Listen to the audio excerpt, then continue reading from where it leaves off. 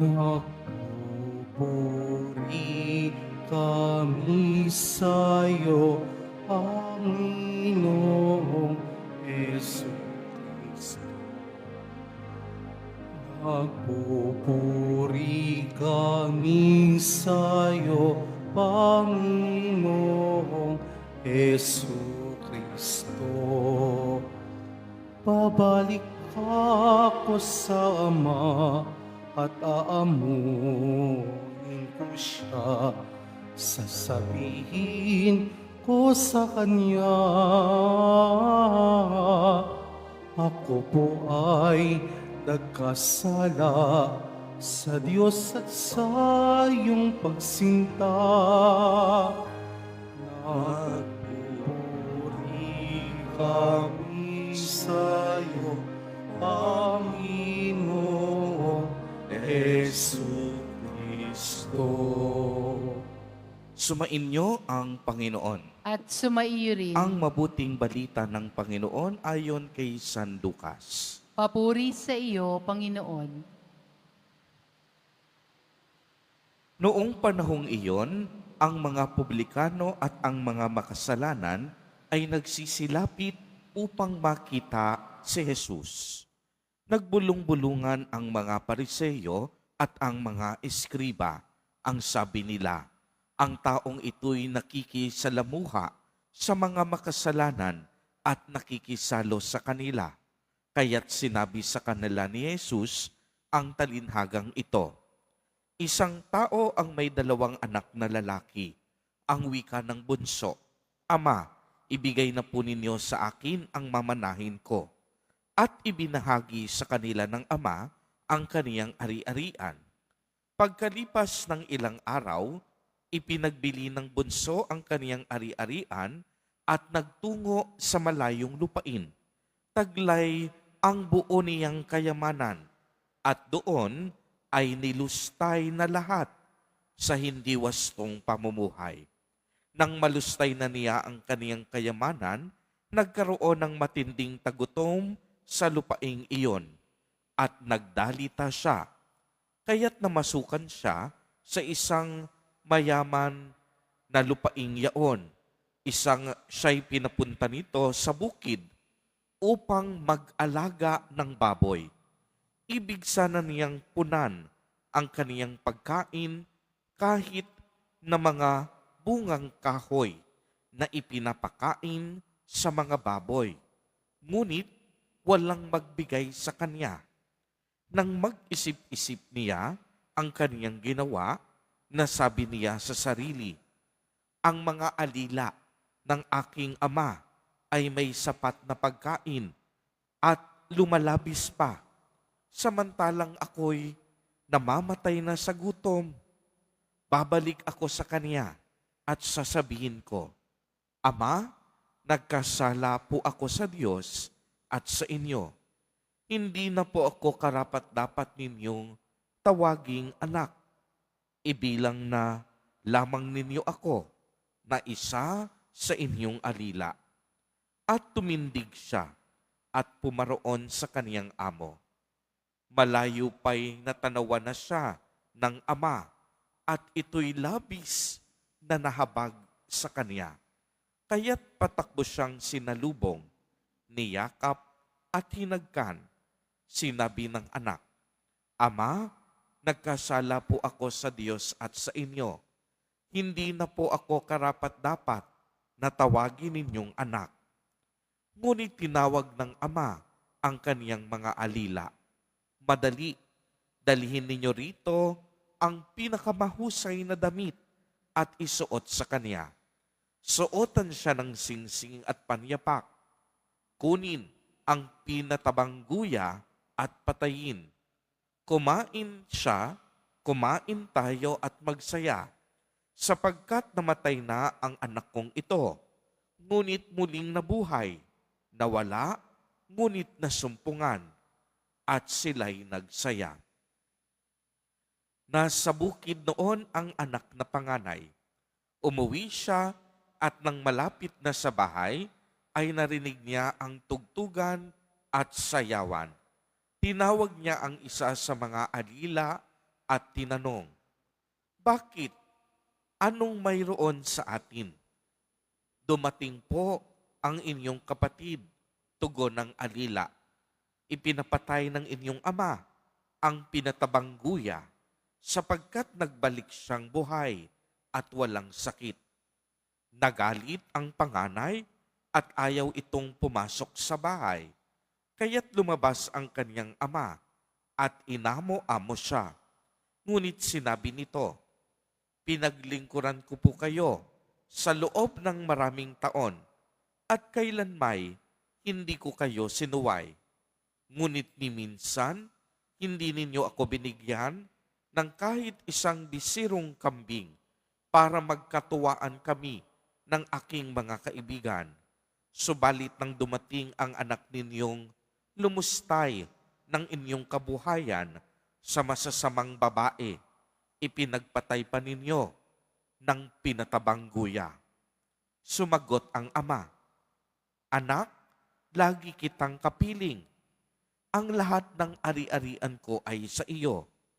Ngunit dapat tayong magsaya at magalak, sapagkat namatay na ang kapatid mo. Ngunit muling nabuhay, nawala, ngunit nasumpungan." Ang mabuting balita ng Panginoon. Pinupuri ka namin, Panginoong Hesukristo. Magsiupo muna po ang lahat. Isa po sa pinakamaganda at pinakamakapangyarihang talinhaga na matatagpuan sa banal na kasulatan ay ang talinhaga ng alibughang anak. Hindi lamang ito kapupulutan ng maraming aral, kung hindi ang kwentong ito ay sadyang malapit sa ating puso at kalooban.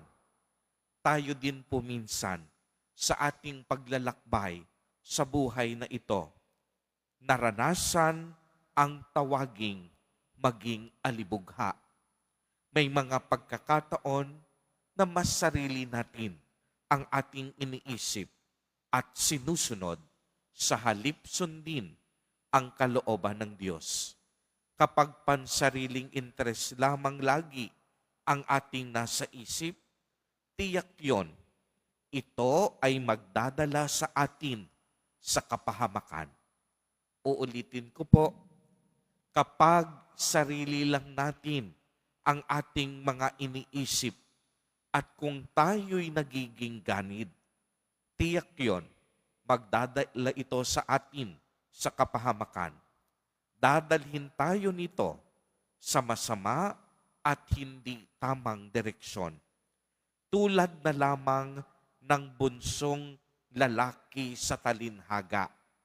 Kinuha niya agad-agad ang kaniyang yaman at mana. Nagpakalayo, nagpakasasa, at pawang sarili lamang niya ang kaniyang pinaglingkuran. Subalit dumating ang araw, ang lahat ng kaniyang yaman ay naubos at nawala.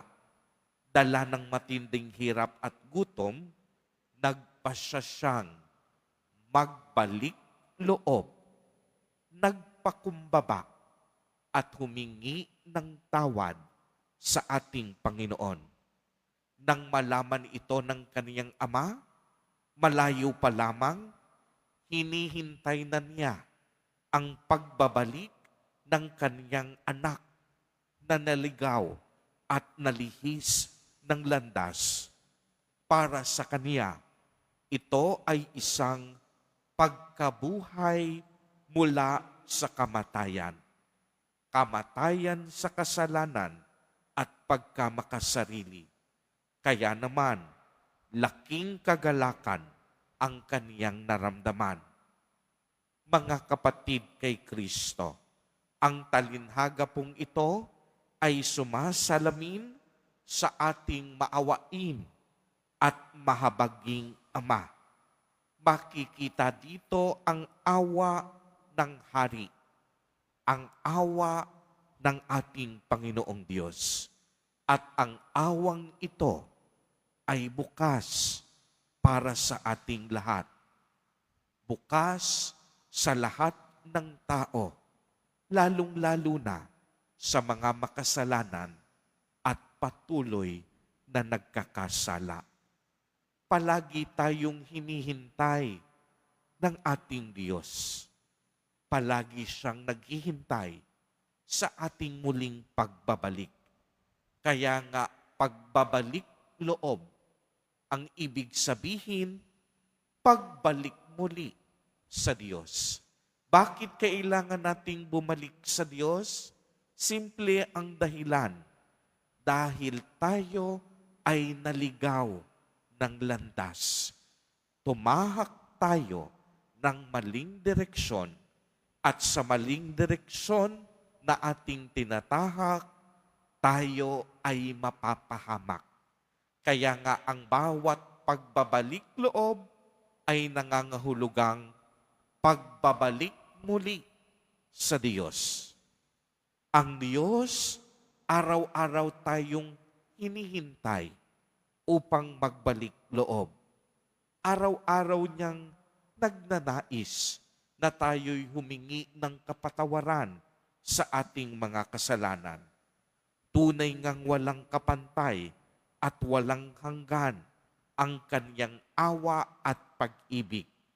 Walang kasalanan ang hindi niya kayang patawarin sa mga taong buong pusong nagsisisi at nagbabalik loob.